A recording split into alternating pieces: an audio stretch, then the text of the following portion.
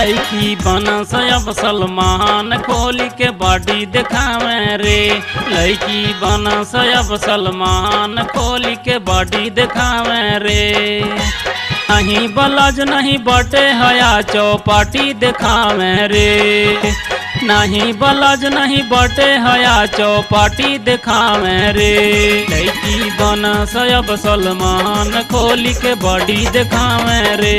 लड़की बनस अब सलमान खोली के बॉडी दिखावे रे।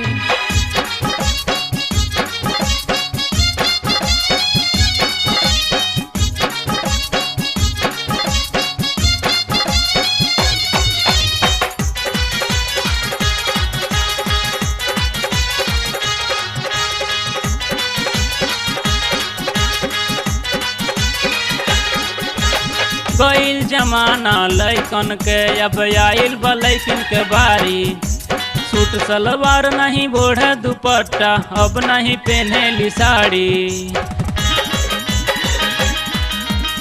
गईल जमाना लैकन के अब आइल बलैकिन के बारी।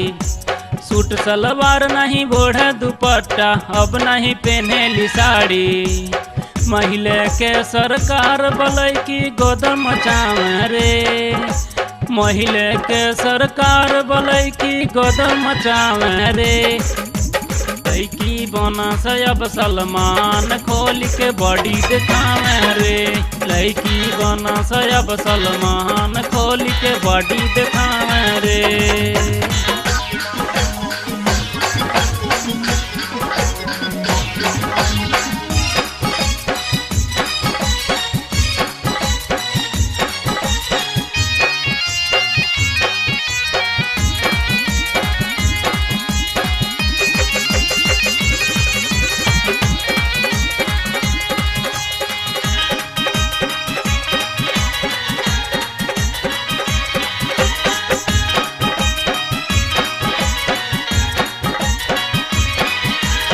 गरम जमाना रही जे ऐसे लड़की से घूमिए उघारी।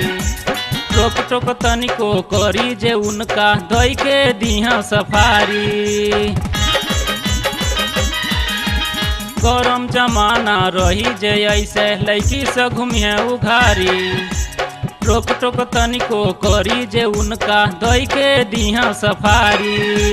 कंजूक बन हनुमान फारी के छाती दिखावे रे। कलजुक बन हनुमान फारी के छाती दिखावे रे। लड़की बनस अब सलमान खोल के बॉडी दिखावे रे।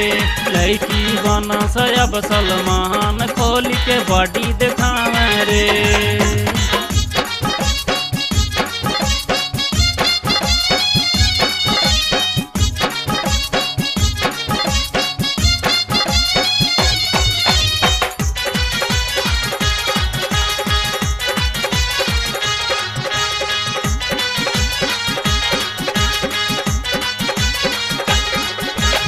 लइका सन के फैशन छिनली सुविधा लिहली सारी। आरक्षण ले लिहली आधा सूत टांग पसारी। लइका सन के फैशन छिनली सुविधा लिहली सारी। आरक्षण ले लिहली आधा सूत टांग पसारी। लटके आदित फंसे सुबास लड़की जाल बिछावे रे। लटके आदित फंसे सुबास लड़की जाल बिछावे रे। लड़की बनस अब सलमान खोल के बॉडी दिखावे रे। लड़की बनस अब सलमान खोल के बॉडी दिखावे रे।